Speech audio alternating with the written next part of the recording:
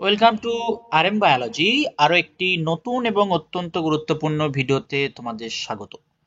তোমরা যারা 2024-এ তোমাদের 11-এর ফাইনাল এক্সাম দিয়েছো, তোমাদের 2025-এ উচ্চ মাধ্যমিক পরীক্ষা। সেই উচ্চ মাধ্যমিক পরীক্ষাতে তোমাদের জীববিদ্যা বা বায়োলজিতে কি সিলেবাস আছে, কতগুলো ইউনিট পড়তে হবে বা কতগুলো চ্যাপ্টার পড়তে হবে, ইউনিটগুলো থেকে কি কি নাম্বার আসে, কোন ইউনিট থেকে 5 নাম্বার আসে, কোন ইউনিট থেকে 3 নাম্বার আসে, সব কিছু জানতে হলে ভিডিওটি শেষ পর্যন্ত দেখো। যারা চ্যানেলে নতুন, চ্যানেলটি অবশ্যই অবশ্যই করে কিন্তু সাবস্ক্রাইব করে নাও। তো চলো ভিডিওটি শুরু করা যাক। দেখো, সব থেকে প্রথম আমরা ইউনিট 1 সম্পর্কে একটু জেনে নিই। তো ইউনিট 1 সম্পর্কে যদি আমরা জানি, তো ইউনিট 1-এ দেখো, ইউনিট 1-এর নাম রিপ্রোডাকশন, বা যেটাকে বাংলায় বললে আমরা জনন বলি। এই জনন চ্যাপ্টার থেকে আমাদের কিন্তু 14 নম্বর আসে, অর্থাৎ 70-এর মধ্যে আমাদের 14 নম্বর আসে। এই জনন চ্যাপ্টারে যে 14 নম্বর আসে, সেখানে কোশ্চেন প্যাটার্ন কেমন থাকে? কোশ্চেন প্যাটার্ন থাকে কিন্তু এমসিকিউ থাকে 3খানা, অর্থাৎ 3টে এমসিকিউ থাকে। ভিএসএকিউ অর্থাৎ যেটা ডিরেক্ট 1 নাম্বারের প্রশ্ন, সেটা থাকে একটা। এসএকিউ টাইপ 1 অর্থাৎ মার্কস 2 এর প্রশ্ন থাকে একটা। এসএকিউ টাইপ 2 অর্থাৎ মার্কস 3 এর প্রশ্ন থাকে একটা। এলএকিউ অর্থাৎ মার্কস 5 এর প্রশ্ন থাকে একটা। টোটাল 14 নম্বর কিন্তু আসে। এই 14 নম্বরের জন্য তোমাদের 4টে চ্যাপ্টার পড়াশোনা করতে হবে। সেই 4টে চ্যাপ্টার কি কি?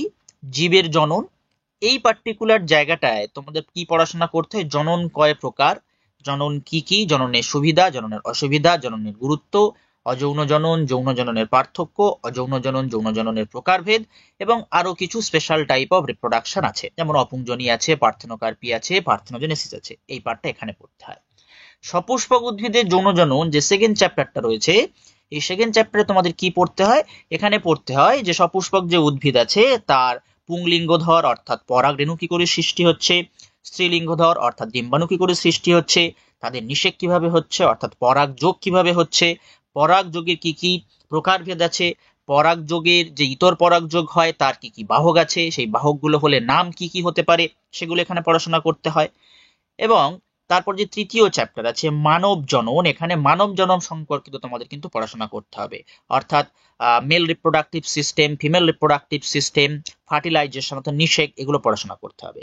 একদম শেষ যে চ্যাপ্টার রয়েছে সেই চ্যাপ্টারে অর্থাৎ জননগত স্বাস্থ্যতে কি পড়াশোনা করতে হবে? জননগত স্বাস্থ্যতে আমরা পড়াশোনা করব পরিবার পরিকল্পনা কিভাবে করতে হয়, বা এআরটি যদি কোনো দম্পতি বন্ধা হয় তারা কিভাবে সন্তান লাভ করতে পারে, এই সমস্ত পড়াশোনা কিন্তু আছে জননগত স্বাস্থ্যতে। এবার এই পার্টিকুলার জায়গায় এই দুটো চ্যাপ্টার, অর্থাৎ এই সপুষ্পক উদ্ভিদের যৌন জনন এবং মানব জনন, এই দুটো চ্যাপ্টার কিন্তু অত্যন্ত গুরুত্বপূর্ণ। এই দুটো চ্যাপ্টার অত্যন্ত গুরুত্বপূর্ণ কি কারণে? এখান থেকে কিন্তু মার্কস 5 এর প্রশ্ন আসে, এখান থেকে মার্কস 5 এর প্রশ্ন হয়। এই দুটো চ্যাপ্টার কিন্তু তোমাদের খুব ভালো করে পড়াশোনা করতে হবে। পরবর্তী স্লাইডে যদি আমরা চলে যাই, অর্থাৎ ইউনিট 2টা তোমাদের 12-এর জন্য বা উচ্চ মাধ্যমিকের জন্য সব থেকে বড় একটা ইউনিট। তার কারণ কি? এখান থেকে কিন্তু তোমাদের প্রশ্ন আসে 18 নম্বরের।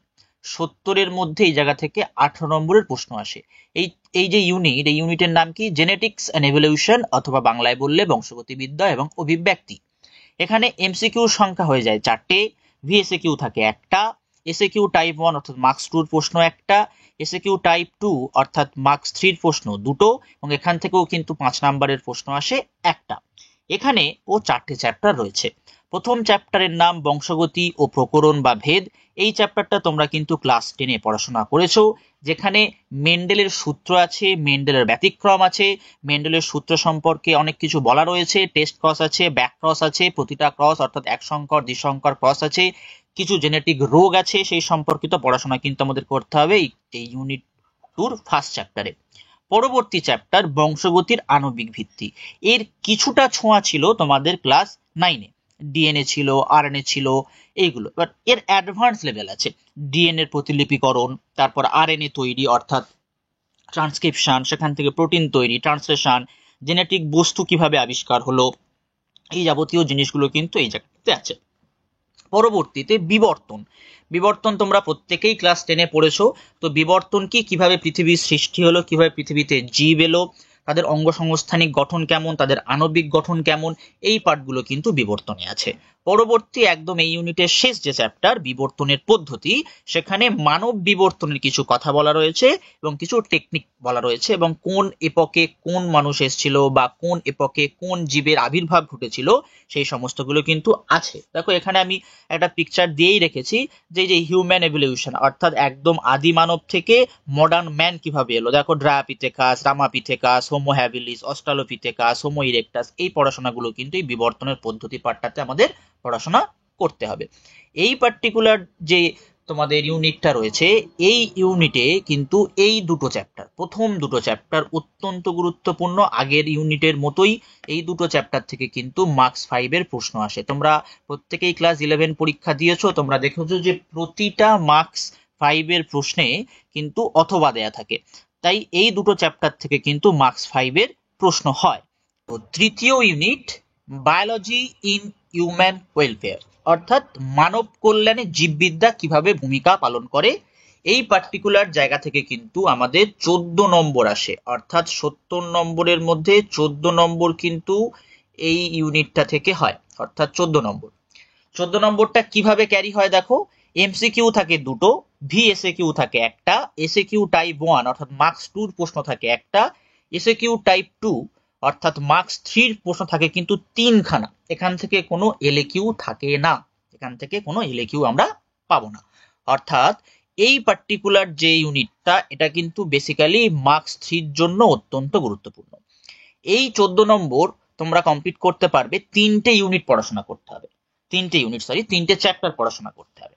সেই 3টে চ্যাপ্টার কি কি? স্বাস্থ্য ও ব্যাধি বা রোগ সমূহ। এই পার্টিকুলার চ্যাপ্টারটায় তোমাদের কি পড়াশোনা আছে?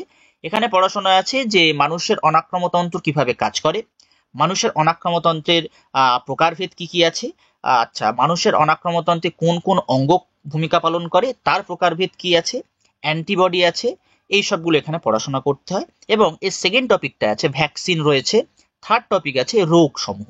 এখানে বেশ কিছু রোগের নাম দেয়া আছে, যেমন ম্যালেরিয়া আছে, ফাইলেরিয়া আছে, এইডস আছে, অ্যাসকেরিয়াসিস আছে, টাইফয়েড আছে, সাধারণ সর্দি কাশি আছে।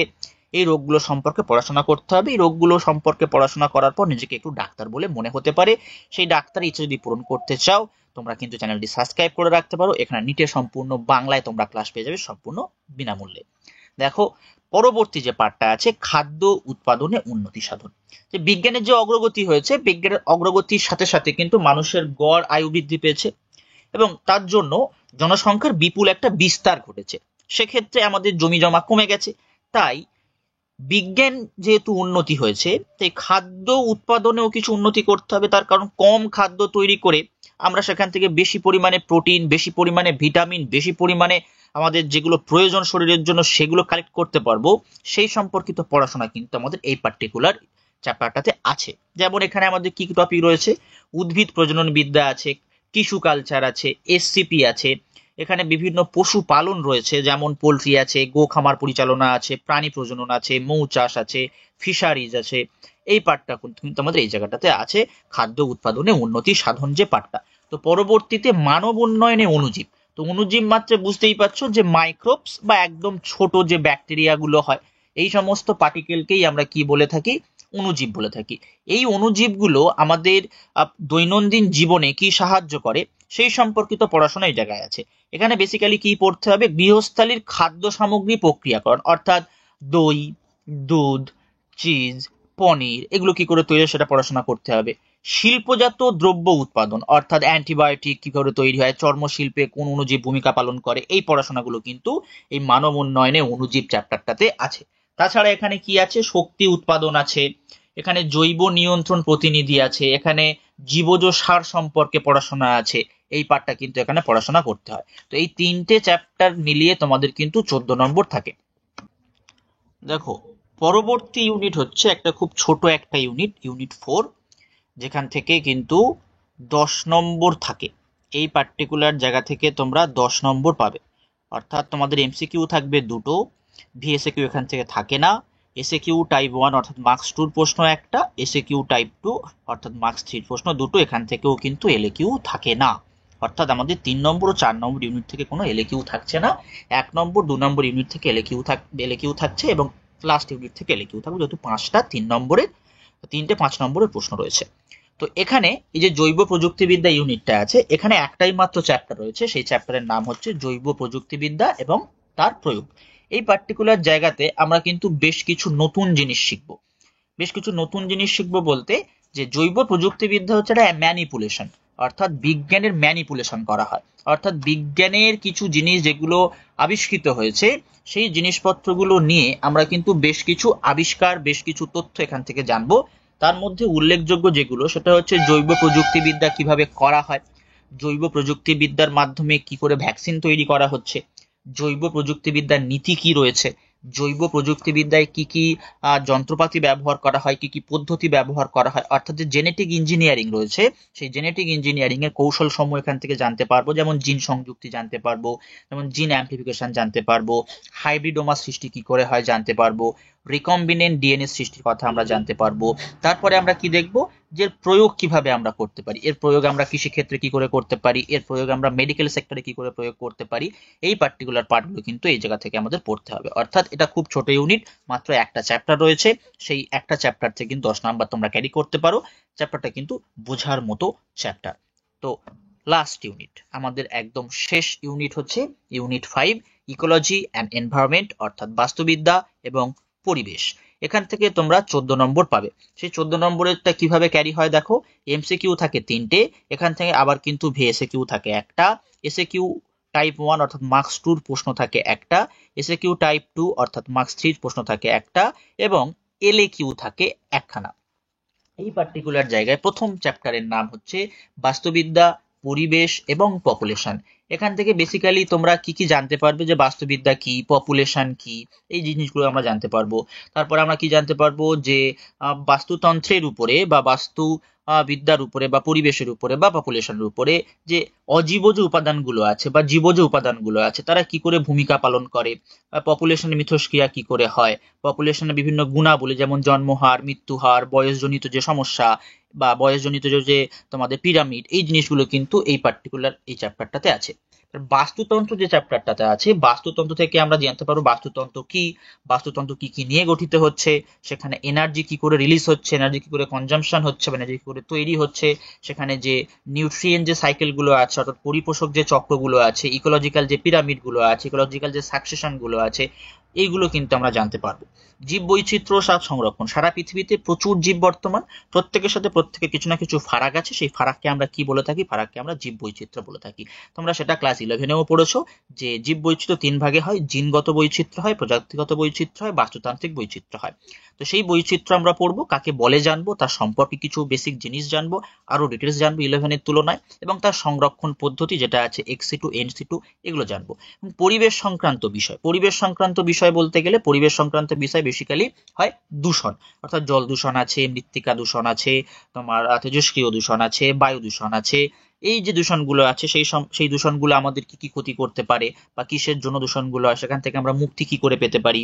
তারপরে বিভিন্ন আরো যে পরিবেশগত বিষয়গুলো আছে সেই পরিবেশগত বিষয়, প্লাস কিছু আন্দোলন দেয়া আছে, যেমন চিপকো আন্দোলন আছে, ডিজিএসএম আন্দোলন আছে, সাইলেন্ট ভ্যালি আন্দোলন আছে, জয়েন্ট ফরেস্ট ম্যানেজমেন্ট আছে। এইগুলো কিন্তু এই পার্টিকুলার জায়গাটাতে পড়াশোনা করতে হয়। তো এখানে বলে রাখি, এই যে পার্টিকুলার তোমাদের এই ইউনিটটা থেকে একটু সমস্যার কারণ হচ্ছে যে 4টে যে চ্যাপ্টার রয়েছে, এই 4টে চ্যাপ্টারের প্রতিটা চ্যাপ্টার থেকে কিন্তু এলএকিউ, পোটেনশিয়াল এলএকিউর কোশ্চেন হতে পারে। যেমন আমরা ইউনিট 1 এবং ইউনিট 2 তে চ্যাপ্টার গুলো বলে দিলাম, যে ইউনিট 1 এর দ্বিতীয় তৃতীয় চ্যাপ্টার এবং ইউনিট 2 এর প্রথম ও দ্বিতীয় চ্যাপ্টার থেকে এলএকিউ হতে পারে। কিন্তু এই পার্টিকুলার যে চ্যাপ্টারটা বা এই পার্টিকুলার যে ইউনিটটা, এর যে 4টে চ্যাপ্টার রয়েছে প্রতিটা চ্যাপ্টার থেকে কিন্তু পোটেনশিয়ালি এলএকিউ এর প্রশ্ন আসতে পারে। তবুও আমরা প্রেডিক্ট করতে পারি যে পরিবেশ সংক্রান্ত বিষয় থেকে আমরা একটা এলএকিউ পেতে পারি। বেসিক্যালি প্রায় প্রতি বছর দেখা যায় পরিবেশ সংক্রান্ত বিষয় থেকে একটা এলএকিউ আসে, এবং বাস্তুবিদ্যা, পরিবেশ ও পপুলেশন থেকে কিন্তু একটা এসএকিউ আসতে দেখা যায়। তাছাড়াও তোমরা কিন্তু এটা পুরোটাই করে রাখবে, সবগুলো চ্যাপ্টার যে পোটেনশিয়াল এলএকিউ কোশ্চেন গুলো সেগুলো অবশ্যই করে কিন্তু করে রেখো। এরপরে আমাদের যেটা কনসার্ন সেটা হচ্ছে আমরা কি বই ব্যবহার করতে পারি। দেখো, বই ব্যবহার করতে পারি বলতে সিলেবাসে ওরিয়েন্টেড, অর্থাৎ যে সিলেবাস তোমাদের আছে, যে সিলেবাসটা তোমরা জানলে, এই সিলেবাস ওরিয়েন্টেড যে কোনো বই তোমরা ব্যবহার করতে পারো। মার্কেটে এখন 3টে বই চলে উচ্চ মাধ্যমিকের সেকশনে, সেটা হচ্ছে সাঁতরা পাবলিকেশনের উচ্চ মাধ্যমিক জীববিদ্যা, এটা সিলেবাসের বই। এই সিলেবাসের বইটা বেশ ভালো বই যদি তোমরা শুধুমাত্র সিলেবাসের বই ফলো করতে চাও। তারপর আর একটা বই আছে মৌলিক লাইব্রেরির একটা বই আছে উচ্চ মাধ্যমিক জীববিদ্যা। বেসিক্যালি এই বইটা কিন্তু আমি প্রেফার করি যারা এইচএস এর সাথে নিট পড়াশোনা করতে চাও, এইচএস এর সাথে সাথে যারা নিট দিতে চাও তাদের জন্য কিন্তু এই বইটা বেশ ভালো বই। এবং সব থেকে যদি একদম বেস্ট ইন মার্কেট বলো সেইটা হচ্ছে কিন্তু এই বইটা, অর্থাৎ ছায়ার যে জীববিদ্যা বইটা আছে এটা কিন্তু বেস্ট ইন মার্কেট। এখানে তোমরা কম্পিটিটিভ এক্সামের জন্য বেশ কিছু গাইডস পাবে, প্লাস একটা তোমার এমসিকিউ জীববিদ্যা বই দেয়া আছে নিটের জন্য। তো বেশ কিছু এখানে নিট ওরিয়েন্টেড কিছু আছে, প্লাস তোমাদের যে একাডেমিক 12 লেভেলেরও বেশ কিছু ভালো ভালো জিনিস দেয়া আছে। এই তিনটের মধ্যে আমি বলবো সব থেকে বেস্ট কিন্তু এই ছায়া জীববিদ্যাটা। আর আরেকটা প্রেসক্রাইব করব, সেটা হচ্ছে যদি তোমরা নিটের জন্য আরো বেস্ট কোনো বই ব্যবহার করতে চাও একসাথে, এটা সাইমালটেনিয়াসলি তোমরা উচ্চ মাধ্যমিকও পাবে প্লাস নিট পাবে। বেসিক্যালি নিটটা একটু বেশি দেয়া রয়েছে, সেটা কিন্তু এই মৌলিক লাইব্রেরির বইটাতে কিন্তু নিটটা বেশি দেয়া রয়েছে। তো আজকের ভিডিওটি এই পর্যন্ত। যারা চ্যানেলে নতুন, চ্যানেলটি অবশ্যই করে সাবস্ক্রাইব করে দাও।